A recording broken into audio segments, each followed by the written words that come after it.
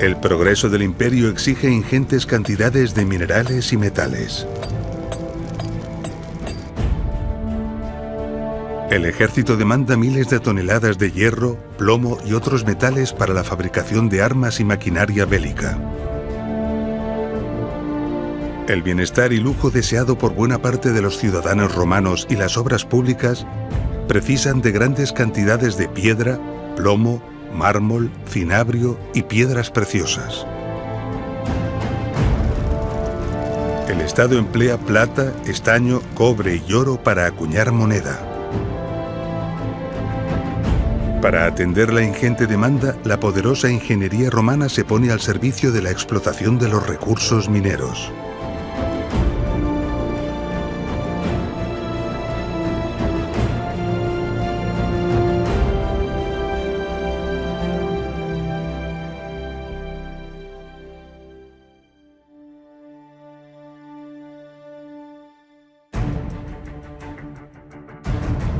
Tenemos un gran desconocimiento de la minería antigua en general y de la romana en particular. Hasta hace muy poco no se han comenzado estudios serios y cuidadosos sobre los yacimientos arqueológicos conocidos. Pero afortunadamente en los últimos años, algunos estudiosos y especialistas han logrado excepcionales y admirables avances. A pesar de las enormes dudas que todavía hoy nos asaltan, el conocimiento que hasta este momento se ha logrado nos ofrece una imagen de la minería romana que nunca habíamos imaginado. Para conocer cuáles fueron los esfuerzos y la extraordinaria ingeniería minera que Roma desplegó, iniciaremos un apasionante viaje por algunos de los yacimientos mineros romanos más espectaculares, todos ellos situados en la península ibérica, probablemente el territorio minero más rico del imperio. Comenzaremos por la mina de oro romana de Filiel, en el pequeño municipio de Lucillo, en la provincia de León, en el norte de España.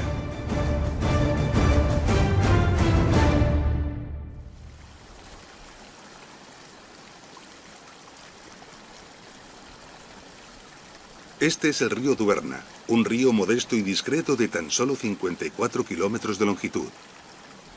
En él, los romanos encontraron concentraciones de oro relevantes.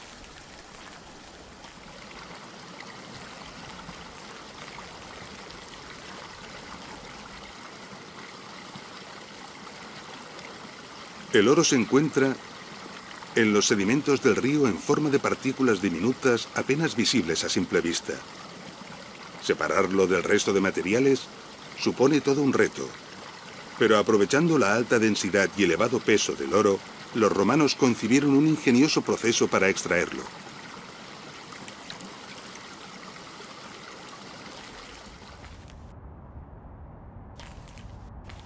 Y lo hicieron de una forma que podía ser fácilmente escalable, con el fin de industrializar el proceso y manejar muchas toneladas de material.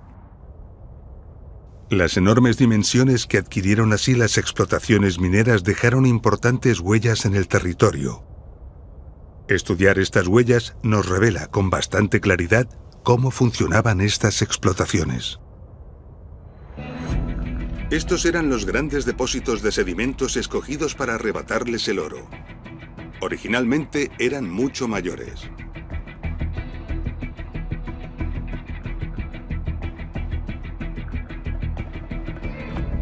Numerosos canales traían grandes cantidades de agua hasta el frente. Podemos ver las huellas de las cárcavas excavadas por el agua.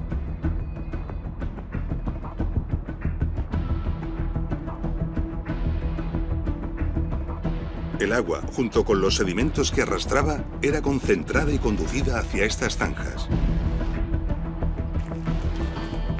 En ellas se situaban los canales de lavado. En el inicio de estos canales de lavado, las rocas grandes eran retiradas manualmente y depositadas a un lado formando grandes montículos. Estos montículos hoy en día reciben el nombre de murias y son uno de los restos más característicos de los yacimientos mineros romanos de este tipo. Retiradas las rocas grandes, el agua avanzaba a lo largo del canal de lavado, donde ramajes trenzados y otros obstáculos retenían las partículas de oro más gruesas. Y después, pieles de animales retenían las partículas de oro más finas. El agua, junto con el material de desecho, era dirigido valle abajo, hacia el río. La acumulación de los materiales de desecho al final de los canales de lavado es otra de las grandes huellas características que tienen este tipo de explotaciones mineras. El proceso era continuo y tremendamente eficaz. A medida que los grandes depósitos de sedimentos se disolvían, los canales de lavado eran ampliados o desplazados.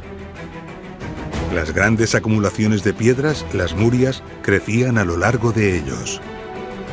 Y también las acumulaciones de desechos al lado y final de los canales. Todo el proceso y su evolución explica la imagen final de esta explotación, que ocupa más de 20 kilómetros. El oro se acumuló en los filones de cuarzo, emplazados en pizarras y cuarcitas, cuando estos se crearon mediante complejos fenómenos geológicos. Algunos ríos obtienen el oro que transportan cuando, en su proceso de erosión del terreno por el que circulan, atraviesan alguno de estos filones. Es lógico pensar que el agua del río atraviesa una parte del filón, y que por lo tanto quedará mucho más oro atrapado en los filones que quedan por erosionar. Lo inteligente, por tanto, era localizar y explotar estos filones. Iremos hasta la ciudad portuguesa de Valongo, muy cerca de la gran ciudad de Oporto.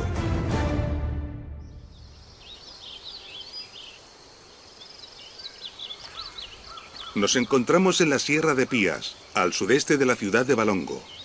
Por este desfiladero transcurre el río Ferreira. En él los romanos realizaron una cuidadosa prospección y encontraron más abajo una concentración de sedimentos ricos en oro. Se trataba de un depósito de sedimentos de unos 300 metros de largo por unos 100 metros de ancho, unas 450.000 toneladas de tierras auríferas. Para poder mover los sedimentos y lavarlos, los ingenieros romanos decidieron captar agua del propio río. Para ello, calcularon la cota a la que necesitaban recibir el agua y trazaron una línea de canal que les llevó a varios kilómetros aguas arriba del emplazamiento de lavado. Buena parte de los restos del canal se conservan y se ven perfectamente desde aquí.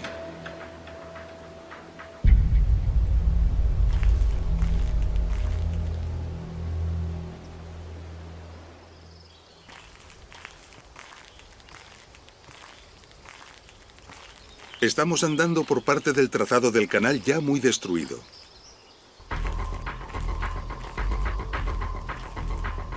Durante su construcción, los obreros romanos atravesaron varios filones de cuarzo con alto contenido en oro.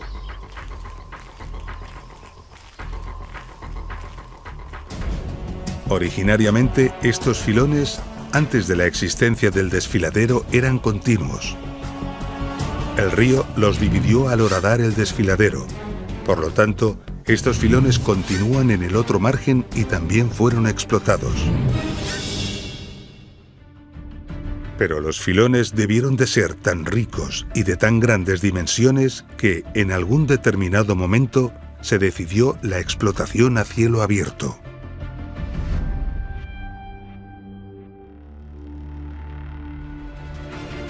Se movieron así cantidades colosales de material. Las enormes oquedades que podemos ver en la montaña delatan la magnitud.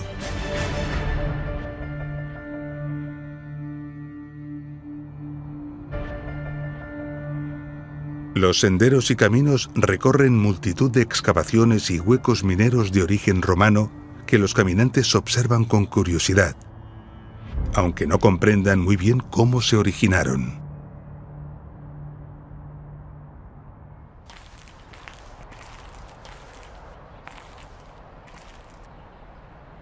Hay una norma muy importante y bien conocida por quien hace senderismo aquí. Se recomienda encarecidamente no abandonar las sendas marcadas en ningún momento.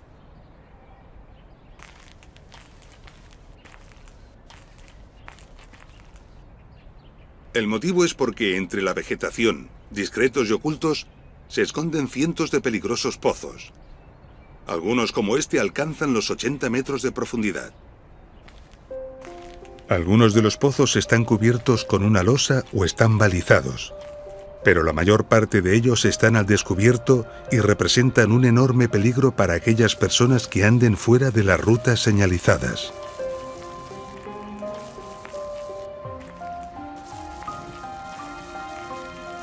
A los centenares de pozos hay que añadir multitud de galerías.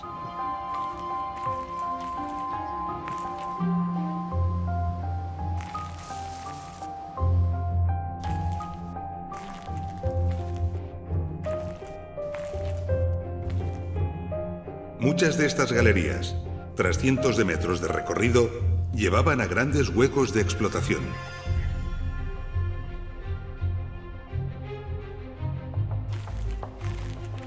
En ellos se aprecian los entalles que un día alojaron los andamios y las estructuras de madera que fue necesario construir para vaciar el interior de las montañas. Pozos y galerías están unidos en lo que, aunque parece un laberíntico entramado, está perfectamente organizado. Una red inmensa de muchos kilómetros que hoy en día está en investigación y exploración y de la que desconocemos aún cuáles son sus verdaderas dimensiones, ya que la mayoría de pozos y galerías están todavía por explorar. Esta investigación es una aventura apasionante que ya ha comenzado y que no sabemos cuándo acabará. Dado que con el tiempo muchas de las galerías de drenaje han quedado cegadas y han dejado de funcionar, a partir de cierta profundidad, los pozos y galerías se encuentran inundados, impidiéndonos conocer hasta qué profundidad llegan y hasta dónde se extienden. Para explorar esos pozos y galerías, deberemos algún día drenar las aguas, como ya hicieron los técnicos romanos hace casi 2000 años para poder construirlas.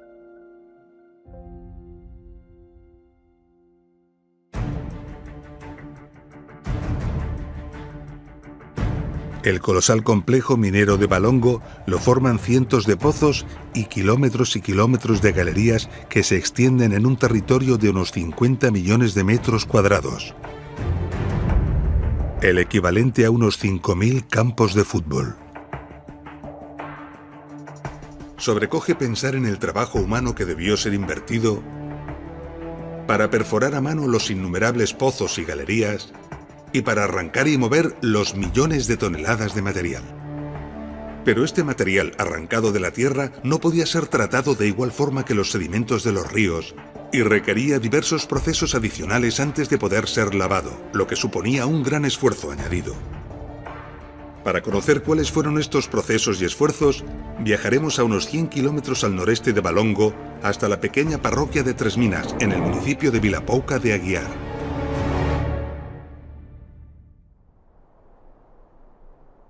Tres Minas es un lugar que no se encuentra de paso a ningún lado y que sufre el fenómeno generalizado de la despoblación rural.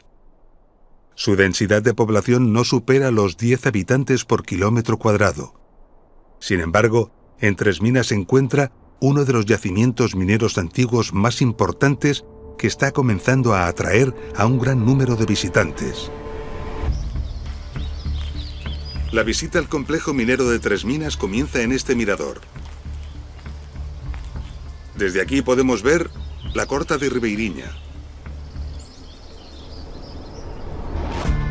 En minería, una corta, también llamado tajo, es el hueco que se crea al retirar el material y por lo tanto el lugar de avance de la explotación minera. En la explotación minera de Tres Minas hay 3 cortas. Una de pequeñas dimensiones, la Corta de Lagoiños, y 2 mucho mayores, la Corta de Covas y la Corta de Ribeiriña.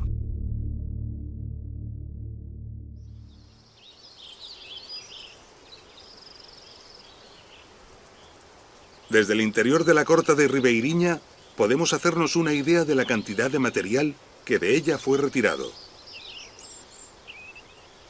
El estudio de los restos de canales de agua que llegan hasta lo alto de esta corta nos indica que grandes cantidades de agua fueron empleadas para el lavado y procesado de los materiales al comienzo de la explotación. Algunos estudiosos apuntan que el agua quizás también pudo emplearse para ayudar en el avance de los frentes de las cortas y ofrecen algunas teorías. Una de ellas propone que sobre fisuras naturales inteligentemente escogidas se colocarían cuñas de madera. Estas se mojarían de forma que, al hincharse la madera, aumentarían su volumen rompiendo la roca. Otra teoría indica que quizás pudieron hacerse grandes hogueras para que las rocas de la base adquirieran altas temperaturas para luego, en un momento determinado, provocar un choque térmico dejando caer sobre ellas grandes cantidades de agua, rompiendo así la roca y facilitando las labores de desmonte. Hay técnicos y estudiosos que no confían en estas teorías y opinan que el agua solo se utilizó para el lavado de los materiales, dejando el avance de la corta a otras técnicas de excavación manual. Y de esta forma la investigación sigue abierta. En cualquier caso, lo que es seguro es que grandes cantidades de agua se hicieron llegar hasta estas cortas a través de canalizaciones bien planificadas y construidas. De la misma manera, sabemos que fue preciso desalojar importantes cantidades de agua. Esto lo delatan varias galerías como esta, cuya evidente misión era evacuar el agua fuera de la corta y dirigirla hacia el valle. La forma curiosa de esta galería responde al avance de la explotación. A medida que la corta avanza en profundidad, se perfora una galería a una cota determinada para desalojar el agua.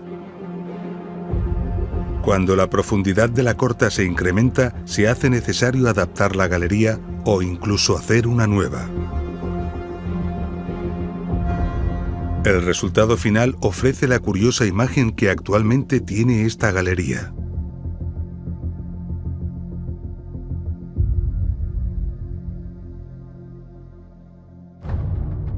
Aquí, en la Corta de Cobas, se han conservado un buen número de galerías cuyo estudio nos delata cuál fue el proceso de explotación. Al inicio de la excavación, el material era extraído hacia el exterior.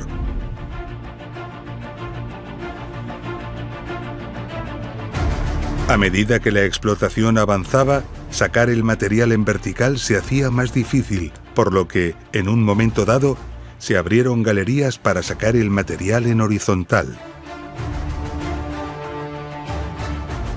Pero cuando la corta se hizo aún más profunda, se decidió construir una gran galería de extracción que permitiera transportar el material hacia el valle. El lugar más adecuado donde construir unas grandes instalaciones para procesar el material.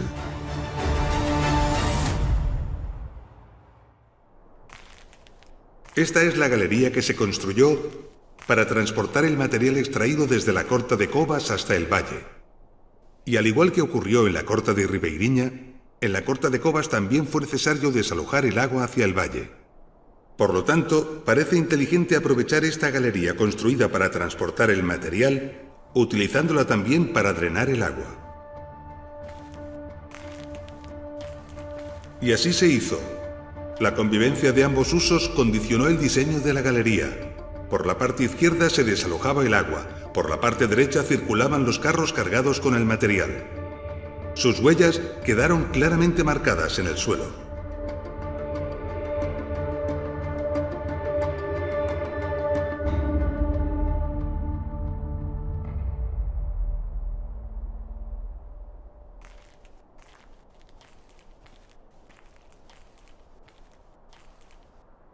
En este punto de la galería, probablemente para reforzarla, se construyó este pilar. Este pilar está realizado con grandes bloques de granito. Observémoslos con atención. Todos ellos tienen llamativos, equidistantes huecos en todas sus caras. ¿Por qué? El material obtenido del desmonte de las minas era este: rocas de cuarzo y esquisto. El oro se encuentra escondido en ellas en pequeñas partículas prácticamente invisibles. Para poder extraerlas, es necesario convertir estas rocas en arena para luego poder lavar esa arena y hacer decantar el oro tal y como se hacía con los sedimentos fluviales. Para triturar estas rocas, los ingenieros romanos idearon ingeniosos y poderosos sistemas de molienda, muy probablemente movidos por energía hidráulica. La base de estos sistemas eran estas duras rocas de granito que, a pesar de su dureza, eran fuertemente desgastadas por la insistencia de los golpes y la terrible dureza de las rocas a triturar. Cuando el desgaste era ya muy grande, las piedras eran giradas para aprovechar las otras caras. De esta forma, las piedras de estos molinos, seguramente ya descartadas por el desgaste de todas sus caras, fueron empleadas para levantar este pilar. Muchos de estos bloques han sido aprovechados durante siglos por los lugareños como material de construcción, y podemos verlos hoy en día en numerosas casas, monumentos e iglesias de los pueblos cercanos. Las enormes cantidades de material extraído en Tres Minas obligaron a la construcción de grandes instalaciones de molienda, con toda seguridad movidas por la fuerza del agua, y también de grandes instalaciones de lavado, las mayores en la parte baja del valle. De esta forma, la necesidad de agua en Tres Minas fue enorme. Para garantizar el suministro, fue necesario captar el agua de diferentes ríos y manantiales y construir una compleja red de canales de varios kilómetros de longitud para transportarla a los lugares requeridos de la explotación. Pero no solo era importante el lugar preciso al que debía llegar el agua para su utilización, sino también su caudal y la fuerza con la que ésta incidía en cada sitio. Los ingenieros romanos incorporaron embalses y depósitos de agua con el fin de regular los caudales y la energía hidráulica.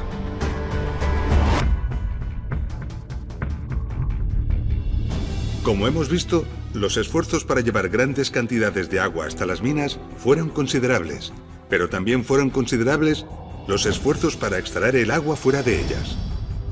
A cierta profundidad, los operarios topaban a menudo con las aguas subterráneas, bien provenientes de las filtraciones de la superficie o del nivel freático. Estas aguas impedían el avance y dificultaban los trabajos. En estas circunstancias era preciso drenar el agua al exterior. Esto suponía un nuevo reto. Viajemos hasta la moderna ciudad de Irún, en la provincia de Guipúzcoa, en el norte de España.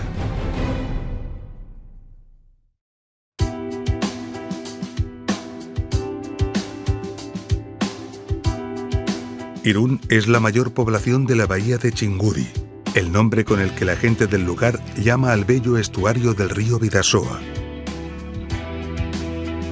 Irún tiene una privilegiada situación que la ha mantenido a lo largo de los siglos como un importantísimo nudo comercial y logístico.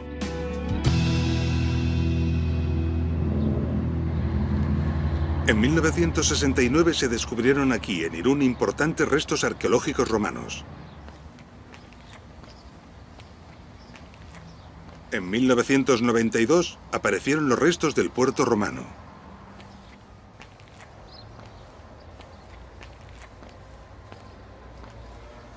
Los sucesivos estudios apuntaron a que todos estos restos pertenecieron a la antigua ciudad de Oyaso.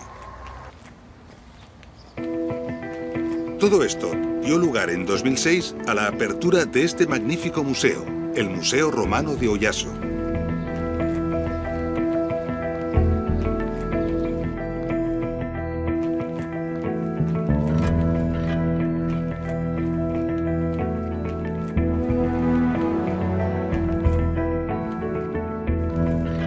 Todo el territorio de Guipúzcoa, la provincia donde se encuentra Irún, ha tenido hasta hace muy poco una intensa actividad minera.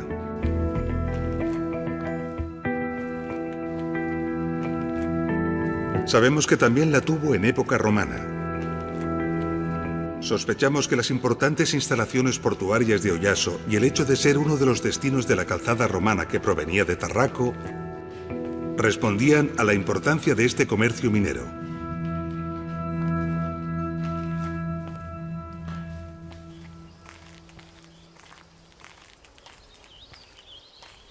Una de las explotaciones mineras cercanas a Oyaso son las llamadas minas de Arditurri.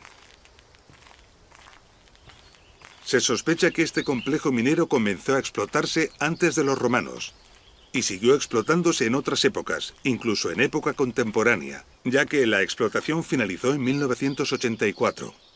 De Arditurri se ha extraído plata, plomo, hierro, zinc y fluorita. Los numerosos restos de las explotaciones mineras de todas las épocas ofrecen aquí un paisaje minero impresionante. La puesta en valor del lugar, situado en uno de los portales de acceso al Parque Natural de Ayacuarría, ha convertido este sitio en un atractivo cultural y turístico de visita obligada.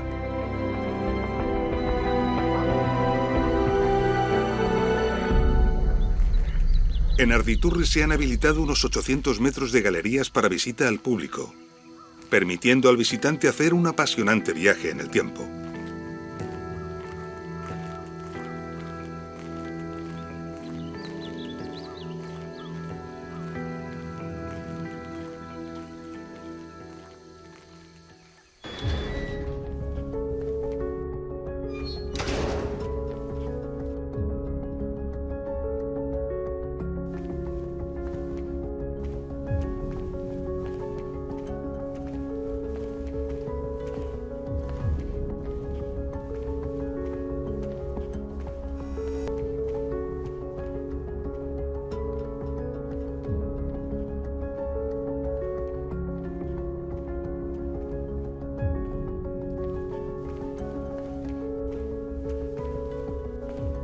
La explotación de esta mina durante los siglos XIX y XX destruyó gran parte de la mina romana. Pero importantes vestigios de pozos, rampas inclinadas y numerosas galerías de evidente origen romano han perdurado.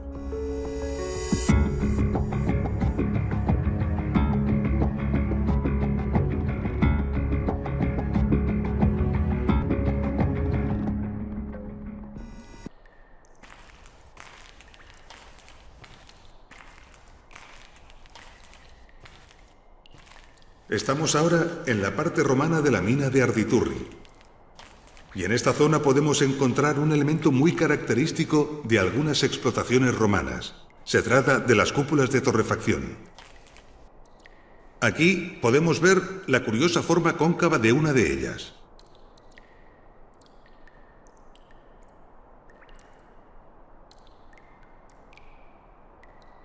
Con esta técnica se lograba avanzar en los sucesivos frentes de explotación. Y aquí tenemos un buen ejemplo con las características paredes lisas y restos de calcinación.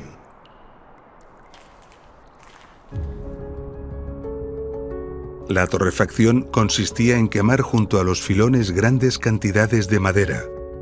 El calor debilitaba y fracturaba las rocas, facilitando la dura labor de romperlas.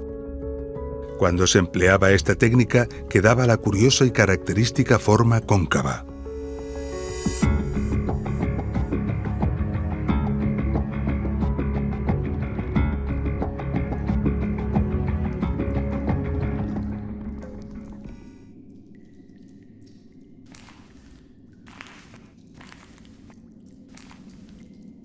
Esto es una galería de prospección.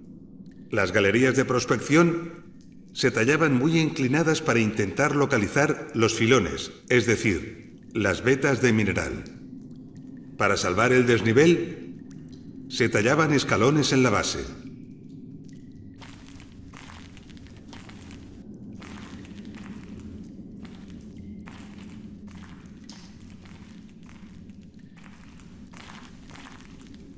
Muchas galerías de prospección, como es el caso de esta, no debieron dar el fruto previsto y el avance fue abandonado.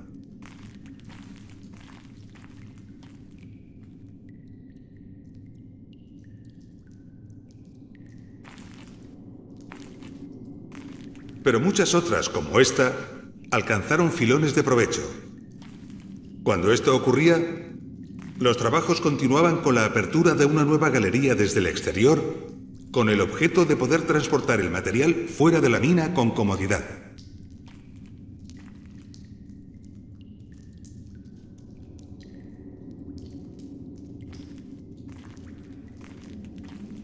El acabado de estas galerías de acceso y transporte de material, a diferencia de las galerías de explotación, era muy cuidado.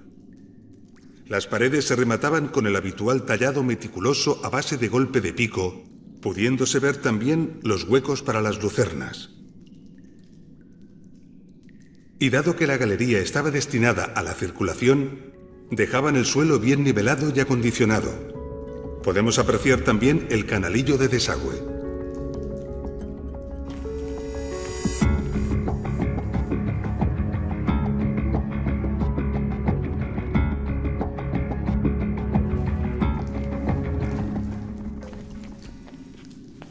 Estamos descendiendo a la parte visitable más profunda de la mina de Arditurri, a unos 15 metros por debajo de la galería principal de acceso.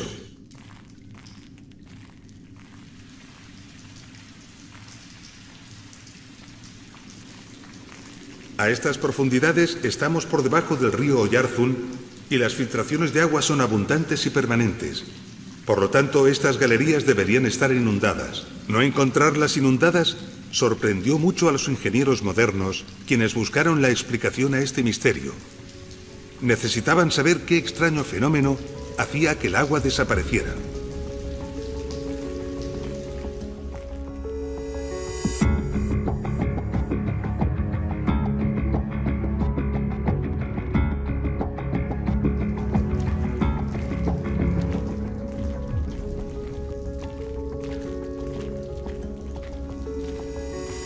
Y siguiendo el agua, encontraron la respuesta aquí.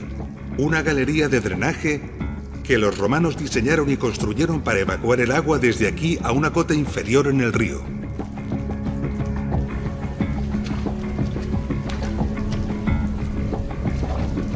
Gracias a ella, gran parte de la mina, la parte más rica del filón, no quedaba inundada y podía ser explotada.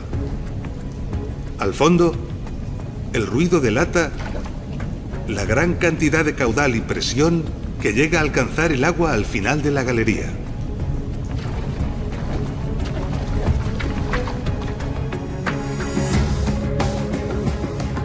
Durante más de 2000 años y todavía hoy en día, esta galería de 425 metros de recorrido sigue drenando el agua y manteniendo buena parte de la mina sin inundar.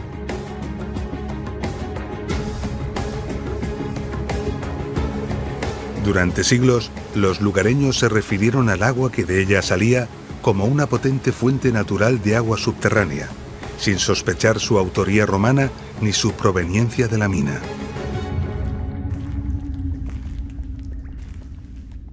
Como hemos visto, gracias al funcionamiento de la galería de drenaje romana, parte de la mina de Arditurri no está inundada. Y evidentemente, todo lo que está por debajo de la cota de la galería sí que lo está.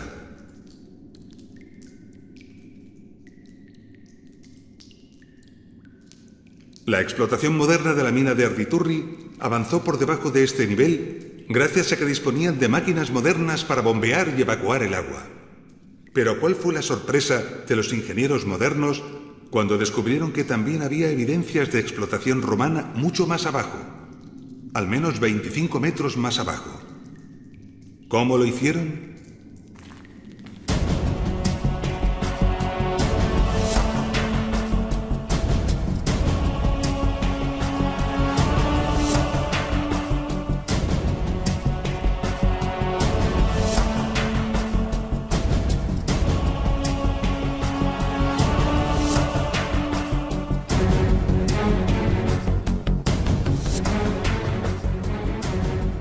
¿Cómo pudieron los romanos explotar esa parte de la mina si estaba inundada? Para contestar a esta pregunta viajaremos hasta el municipio de Riotinto, en la provincia española de Huelva, al sudoeste de la península ibérica.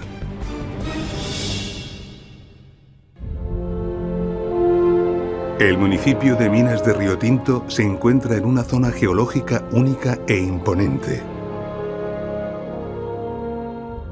Su riqueza mineral ofrece una miríada de colores, generando un paisaje mágico que bien podría pasar por extraterrestre.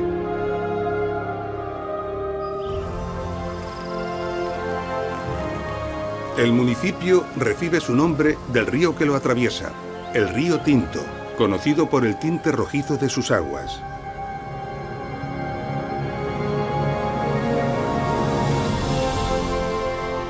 Su coloración tiene su origen en los minerales que disuelve al atravesar este insólito territorio. Este es el Museo Minero, uno de los puntos de visita del Parque Minero de Río Tinto. En él, a través de una visita espectacular y obligada, el visitante puede recorrer los 5.000 años de historia que ha acumulado la minería de este lugar, desde la edad del cobre hasta nuestros días. En 1725 comenzó la explotación moderna de Río Tinto. En el siglo XX, Río Tinto llegó a tener 16.000 trabajadores y 149 locomotoras que transportaban el mineral al cercano puerto de Huelva para embarcarlo rumbo a Inglaterra. En junio de 1886, los trabajos modernos de explotación a cielo abierto toparon con una misteriosa y sofisticada rueda de madera enterrada.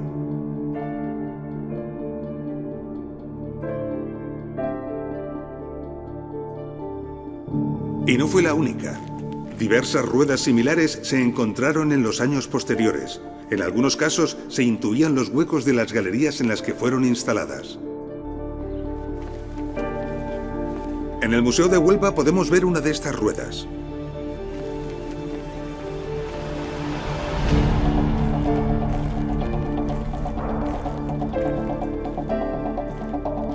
Se trata de un ejemplar que se ha conservado casi entero. Esta rueda está construida completamente de madera, con la excepción del eje, que es de bronce. Tiene 4,20 metros de diámetro y 50 radios, y cuenta también con 25 cangilones o cajones. Los especialistas han quedado fascinados por la habilidad que sus constructores tuvieron para la selección de los distintos tipos de madera, la gran maestría en el corte y unión de las piezas y la cuidadosa numeración empleada para su ensamblado.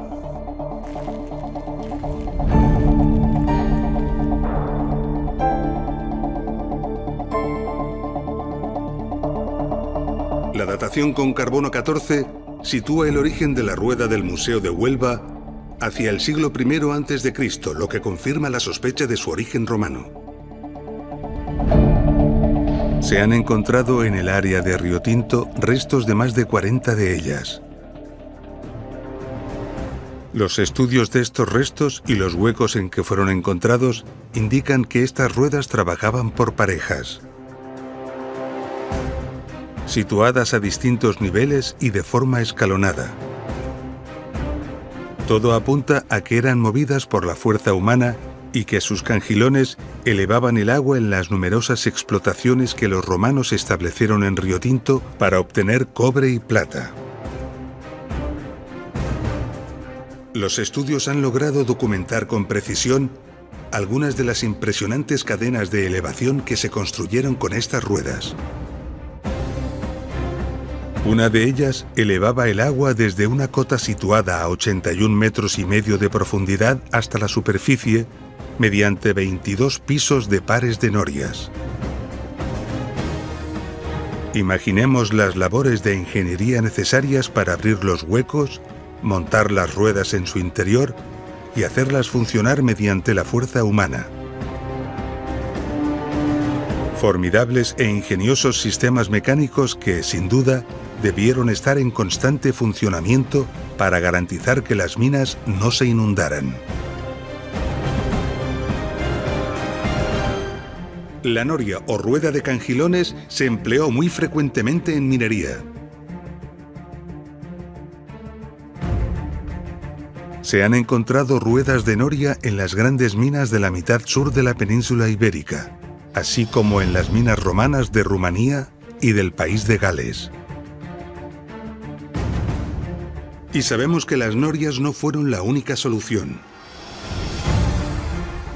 En las minas de galena argentífera en Santa Bárbara, en Posadas, provincia española de Córdoba, se descubrió una galería de 300 metros de largo y 30 grados de inclinación, equipada en un tramo con una batería escalonada de 4 tornillos de Arquímedes.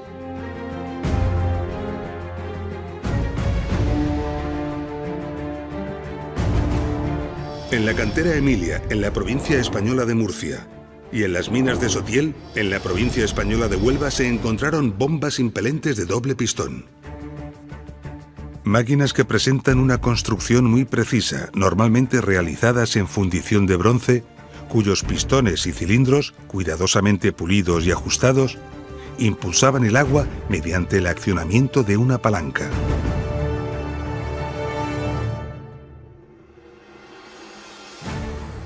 Y esta es sin duda la respuesta a la pregunta de cómo pudieron los romanos explotar la mina de Arditurri por debajo de la cota del canal de drenaje. Los ingenieros romanos debieron diseñar y construir uno o varios sistemas de achique de agua para poder avanzar bajo la cota de inundación. Como hemos visto, la planificación de los complejos mineros subterráneos supuso a los ingenieros romanos una tarea tremendamente compleja y difícil. Pero nos falta poner en consideración factores muy importantes que todavía no hemos visto. Para entender lo que estamos diciendo, iremos hasta el municipio de Arboleas, a unos 100 kilómetros de la ciudad española de Almería.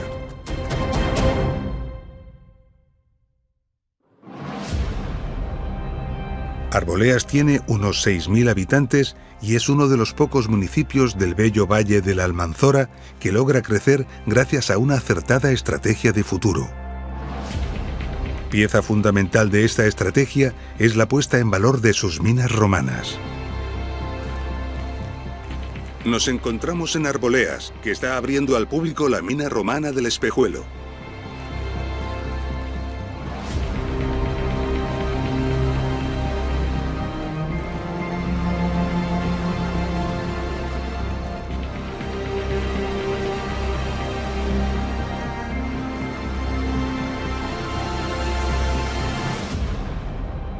Aquí podemos observar lo que atrajo a los romanos a este lugar.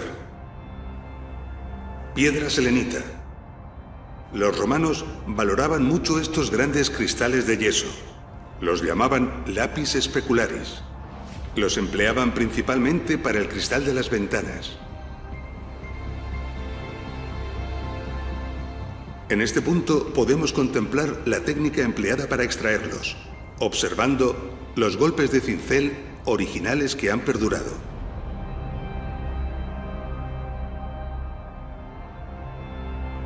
Los mineros rebajaban la roca que rodeaba los cristales con golpes de precisión, aumentando el número de estos golpes en los lugares clave. Una vez que el cristal quedaba expuesto, golpeaban en los laterales para desprenderlo.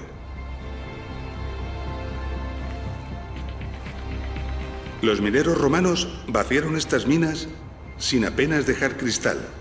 Solo dejaron aquellos que ya no eran útiles porque, como se puede ver, tras ellos está la roca.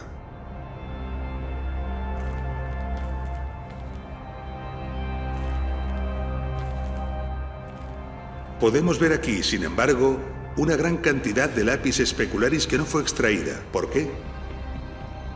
La respuesta a esta pregunta es la que principalmente nos ha traído hasta aquí. La presencia de esta gran pieza de lapis specularis responde a un cálculo intencionado y fue dejada aquí por un motivo muy importante. Esta pieza sostiene la bóveda de la cavidad.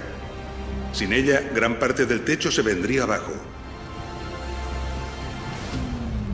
No planificar bien estos aspectos podría significar la muerte de los mineros.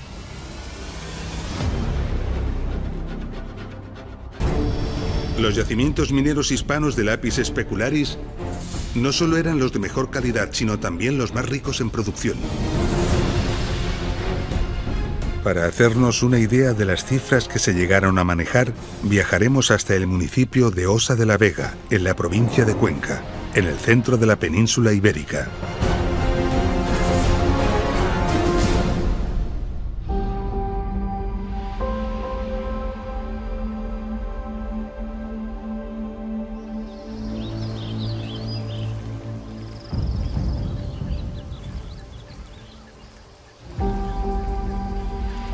Aquí, en el término municipal de Osa de la Vega, se ha abierto al público la llamada Mina de la Condenada.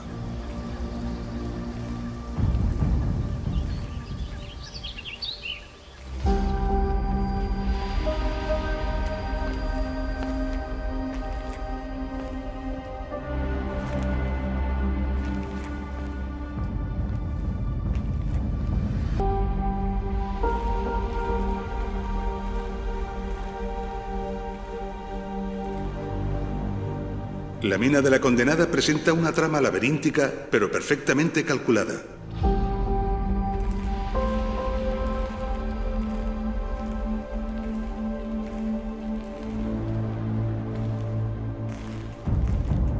Hasta ahora se han descubierto 3 pisos o niveles de explotación, accesibles entre sí mediante pozos internos o escaleras talladas.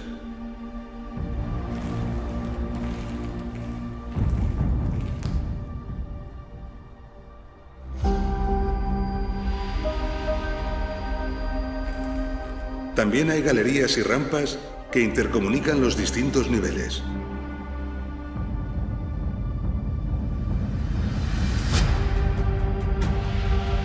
Los cristales extraídos de las minas se cortaban con serruchos en tamaños concretos y definidos para ser industrialmente comercializados. Por la naturaleza de los cristales, que se forman en estratos muy finos, podían ser fácilmente exfoliados en láminas de distintos grosores con hábiles golpes laterales.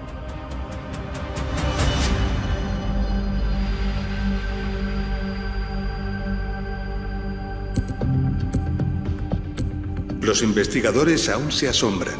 En estas minas, la dureza de las rocas encajantes que hay que romper y perforar es altísima. Mineros actuales especializados tardan con modernas herramientas casi un mes para avanzar poco más de 10 metros.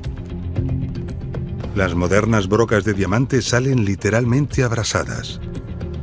Y el alcance y la dimensión de las minas ha superado lo imaginable, alcanzando hasta el momento una extensión de unos 150 kilómetros a lo largo del territorio. ¿Cómo pudieron los mineros romanos perforar kilómetros y kilómetros de galerías y pozos en rocas de tal dureza con herramientas de hierro?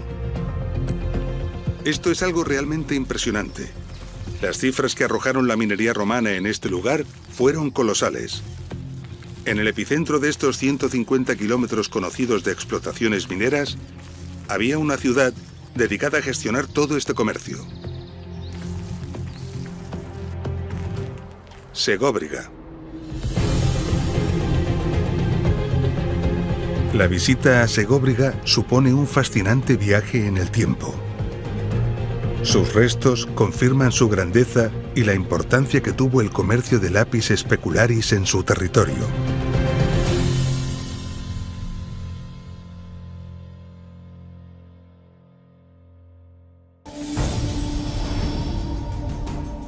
Hace muy poco que hemos comenzado a estudiar la minería antigua y lo que hemos aprendido de la minería romana nos ha dejado tan sorprendidos como maravillados. Por el ingenio, por la tecnología desplegada, por los esfuerzos invertidos y por las dimensiones alcanzadas. Pero aún así, hay una explotación minera romana que supera todo lo imaginable. Nos referimos a la explotación aurífera de las médulas, en la provincia española de León, en el norte de la península ibérica.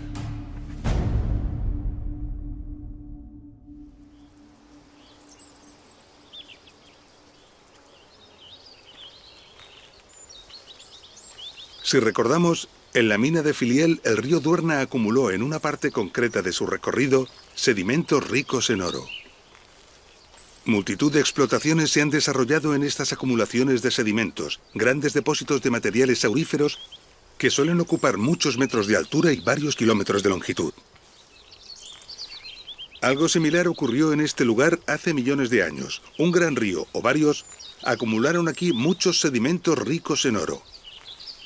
Pero los condicionantes geológicos que se dieron provocaron que estos sedimentos se acumularan en multitud de terrazas superpuestas, alcanzando enormes espesores y volúmenes.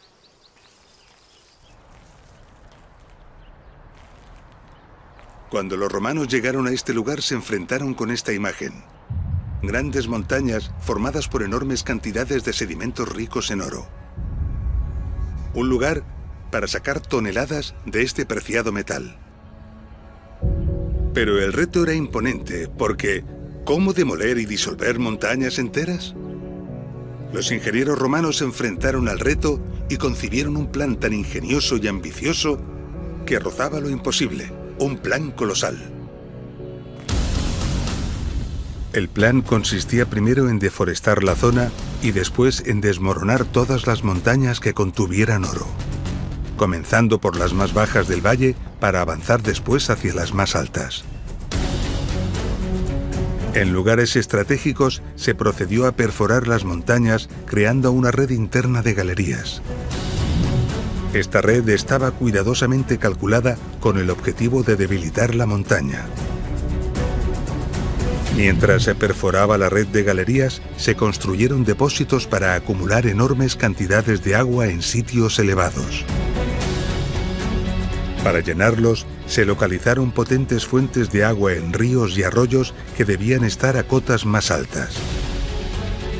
Esto obligó a captar el agua a muchos kilómetros de distancia. Para ello, se calcularon y construyeron varios canales de largo recorrido.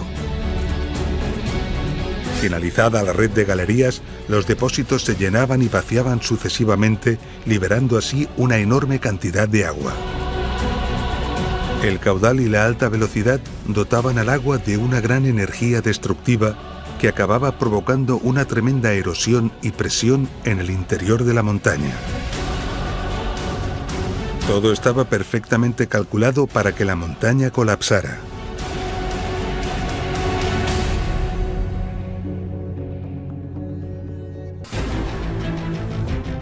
Con la montaña literalmente desmoronada, se podía proceder a dirigir el lodo aurífero hacia los canales de lavado, empleando nuevamente grandes cantidades de agua controlada desde los canales y desde los depósitos.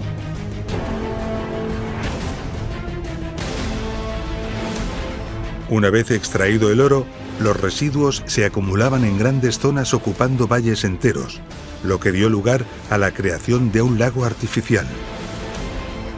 A continuación, se seguían derribando los sectores adyacentes empleando la misma técnica. Y agotadas las montañas de un mismo nivel, se continuaba con las montañas del siguiente nivel más arriba. Las cotas a las que debía llegar el agua eran cada vez más altas y para llevar el agua hasta ellas se requería de nuevas fuentes de agua, cada vez más distantes.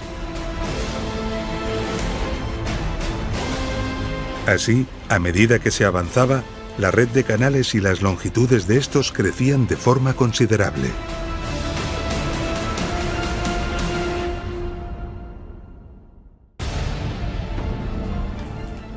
La explotación de las médulas debió de durar más de un siglo y supuso el esfuerzo de miles de hombres. Hoy sabemos que se removieron alrededor de 500 millones de metros cúbicos de material. Toda esta actividad cambió radicalmente el paisaje. Hoy en día, las médulas es una maravilla nombrada Patrimonio de la Humanidad.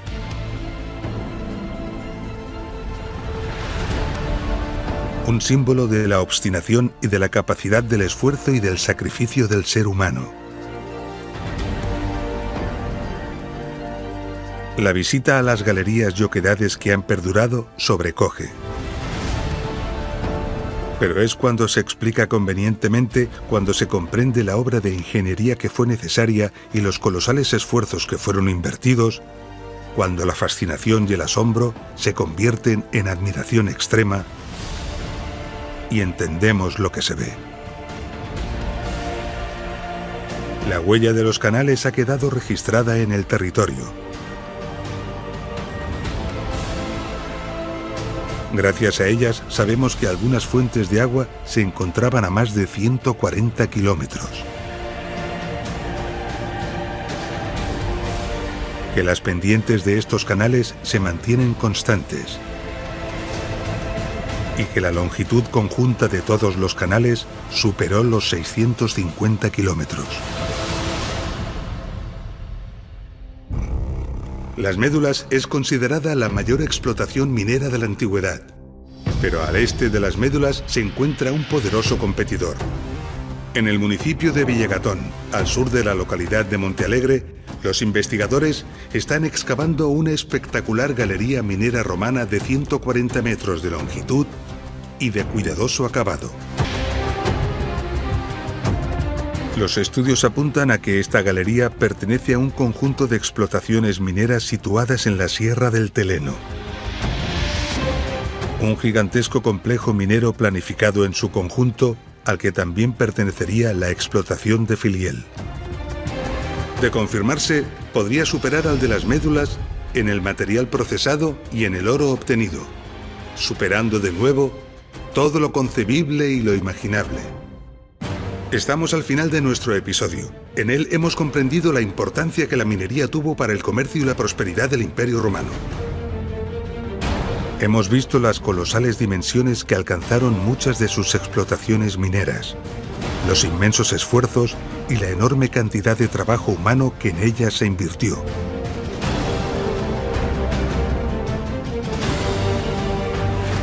Hemos visto parte de los procesos que fueron necesarios para triturar, lavar y extraer los minerales. Y las labores de ingeniería topográfica e hidráulica empleadas para planificar las explotaciones mineras, para llevar el agua hasta ellas y también para evacuarla.